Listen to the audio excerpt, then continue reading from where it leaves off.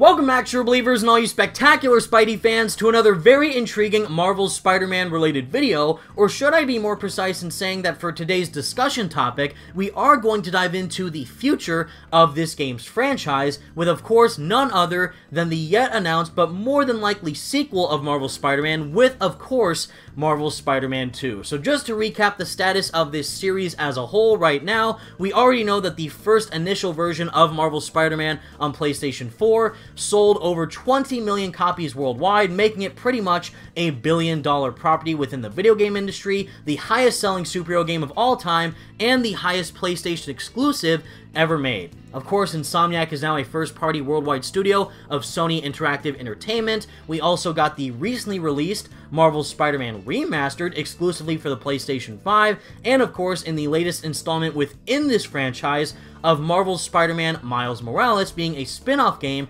relating to Miles and his character instead of being a full-on official sequel of Marvel's Spider-Man. And of course, both of the games featured post-credit scenes that definitely hint towards the future of the series, as well as the previous DLC chapters of the first game, setting up some very intriguing narrative points that could be incorporated into the future of the series. So there is a lot of factors already indicating to us that a sequel of Marvel's Spider-Man is more than likely happening. Even though it hasn't been officially confirmed yet, we can all pretty much guarantee that the sequel will most likely relate to the future of Peter Parker's story, the symbiote with the black suit, Harry Osborn possibly becoming Venom, Norman Osborn potentially becoming Green Goblin, Yuri Watanabe possibly becoming the Wraith, and so on and so forth. And this isn't just a hypothesis or a speculation, because this was, of course, previously iterated by Miles Morales' creative director of Brian Horton, who did analyze a statement back before Miles came out, pretty much confirming that Brian Intihar, who was the creative director of the first Marvel Spider-Man game, is going to return and continue the franchise even further with the yet announced but pretty much confirmed sequel. And just to highlight that point once more, with reading a direct quote from a PlayStation blog post that happened a few months ago back in 2020, again before Miles Morales actually released, Brian Horton did go on to state, "It's been amazing to be creative director on Marvel's Spider-Man Miles Morales, working with such an incredible team. I joined Insomniac near the end of Marvel's Spider-Man, and being able to collaborate with our team and Marvel to create a new story and experience all around Miles Morales has been a career highlight. It's been great to also work with Brian Intihar, who directed the first game, as he continues to imagine big things for the Marvel's Spider-Man universe. Oh, and one last thing. Many of you fans have wondered if Peter Parker is okay. Don't worry, we still have much of Peter's story left to tell, but this game is all about Miles, a critical part of our Spider-Man universe, and you won't want to miss what happens." So as it's stated clear as day, Brian Horton was obviously leading the charge with Miles Morales, telling a unique story from Miles' perspective, and kind of expanding this overall Insomniac Spider-Man universe. But by the time the official sequel comes around with Marvel's Spider-Man 2, it's pretty much safe to assume that Brian Intihar, just like how he was the creative director for the first game, is going to return with that role for the sequel. And while it hasn't been officially confirmed yet from Insomniac, Marvel, or PlayStation, there has been a recent interview on comicbookmovie.com where they did have an exclusive one-to-one with none other than Peter Parker himself of Yuri Lowenthal, pretty much going over the overall perspective of what he would like to see and his own unique insights for the yet officially announced sequel. And funny enough, even though I personally did not open up this can of worms myself, Yuri Lowenthal did finally give his own 2 cents about the situation relating to the face change of Peter Parker, which I think does a great job of putting things into a better perspective, way more so compared to the official statements that we received from Insomniac when the change first occurred. So we are going to dive into this article. Of course, all this will be linked in the description below, but I do find what Yuri Lowenthal stated about the status of the Spider-Man franchise very, very intriguing. And of course, he does discuss a lot of other things relating to Prince of Persia, his overall work as a voice actor, and a lot of other great stuff, so of course, definitely check it out if you're interested. But of course, for this video, we are going to be highlighting the main factors that do relate to the sequel of Marvel's Spider-Man. So as the article begins to describe, Insomniac Games surprised fans last year with the announcement that Spider-Man Miles Morales would be a launch title on the PlayStation 5, and that title blew us all away. However, many fans wondered what this meant for the Spider-Man sequel that was first teased in 2018 with a post-credit scene hinting at plans for both the Green Goblin and Venom. The spin-off did drop some hints, so the sequel does appear to be happening. We just don't have an official announcement. Of course, when we caught up with Peter Parker actor Yuri Lowenthal last week, we had to ask what direction he hopes to see the Wallcrawler story head in moving forward. And to quote Yuri directly with a very interesting statement, he does go on to say, "I keep waiting for my phone to call. They've had the Miles game, and with COVID, there's no way we can get into a motion capture on a grand scale with all the actors right now, so I don't know. I wish I had more to tell you. I wish I had more to tell me. I'm just happy continuing to play the character, to explore his new relationship with MJ, to explore his new relationship with Miles, and to explore a relationship of him without May behind him to support him when he needed her to. It's an evolution of a character Insomniac had already taken a big risk and important choice to evolve past where we normally start with Spidey. I'm curious to see where he goes next." So even though these are all just personal statements of Yuri's own perspective as to where he would like to see the story go for the future of the Spider-Man franchise, I still think there is quite a bit of interesting info to pick apart with what he stated. First off is relating to the narrative implications relating to Peter's relationships with the main cast. Of course, Mary Jane and Peter are now back together by the end of Spider-Man PS4 / Marvel Spider-Man Remastered, and in Miles Morales, Peter and MJ both came back from their trip to Symkaria, and they pretty much bonded even more as a couple instead of as just friends. And now, of course, he is the mentor to Miles Morales as his own Spider-Man. They're pretty much now partners, but Peter is still guiding Miles to become his own Spider-Man while he's independently becoming his own unique hero. And that was the whole evolution arc of Miles within his own game, and seeing that fully fleshed out was a great treat to witness. But what hurts me the most, of course, on an emotional level, is where he talks about Aunt May not being around anymore, sadly, because she passed away due to Devil's Breath by the end of Marvel's Spider-Man 1. Now, what makes me the most interested in all this is seeing if they're going to touch upon that even more in the sequel, especially once Peter ends up receiving, by some point, the black suit. Of course, that is seemingly what is on Harry right now. We still don't know if it is an alien symbiote or something similar to the Ultimate Comics, where it's more of an artificial / man-made type of organic material that's helping Harry stay alive. And if that symbiote ends up getting on Peter, how is that going to affect his emotional status and relationships mentally with the other characters in the game's story? If he'll relive the tragic passing of Aunt May and the symbiote messes with his emotions even more, causing him to go down a darker route, I think that would be extremely impactful to witness, and seeing how the symbiote could impact Peter on an incredibly personal level, something that we've never really seen before in the video game spectrum. I would really love to see Insomniac pick apart Peter's own inner demons and seeing how he can try and overcome that, especially if the symbiote is impacting him in a negative way. But alongside of that, we also get some insight as to the development status of where Marvel's Spider-Man 2 is currently at. So it seems that Yuri is pretty much joking right now that he hasn't received a phone call yet to come back as Peter Parker. He did say something similar back when Miles Morales was yet to be announced, and yet they were still working a lot on that game right after Spider-Man released back in 2018. And yet he also was in Miles Morales voicing Peter Parker. So even though that's pretty much him joking, I still think he pretty much does have some clue as to where Insomniac wants the story to go, and he's obviously going to be voicing lines as Peter down the line.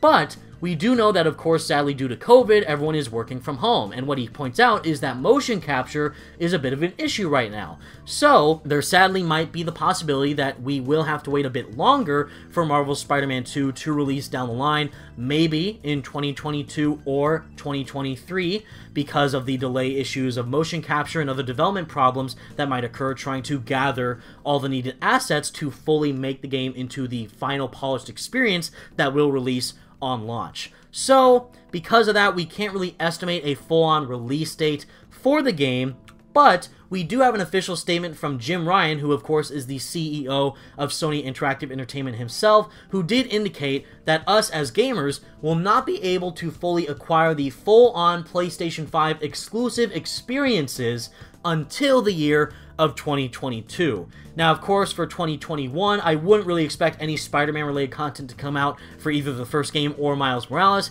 because Insomniac is currently working on their next big project, which is going to release this year, of Ratchet & Clank Rift Apart, which, funny enough, is only on the PlayStation 5. So I do think it is at least safe to assume, as of right now, Spider-Man 2 will most likely release as a full-on PlayStation 5 exclusive game, as well as release either during the year or after the year of 2022. I know a lot of people, including myself, do not currently own a PlayStation 5, but I do believe that if Insomniac were to make Marvel's Spider-Man 2 exclusively for the one singular platform of the PS5, we will then be able to fully obtain a true next-gen Spider-Man experience compared to what Miles Morales was, which was a cross-gen game both on PS4 and PS5, but seeing if they're able to fully utilize all the assets of the PS5 and incorporate it into a fully next-gen experience with Marvel's Spider-Man 2, that is going to be the best possible result for the end experience of the game as a whole. This is obviously relating to the full-on possibilities a true next-gen experience could acquire for a game and massive property like Spider-Man if it were to only be exclusive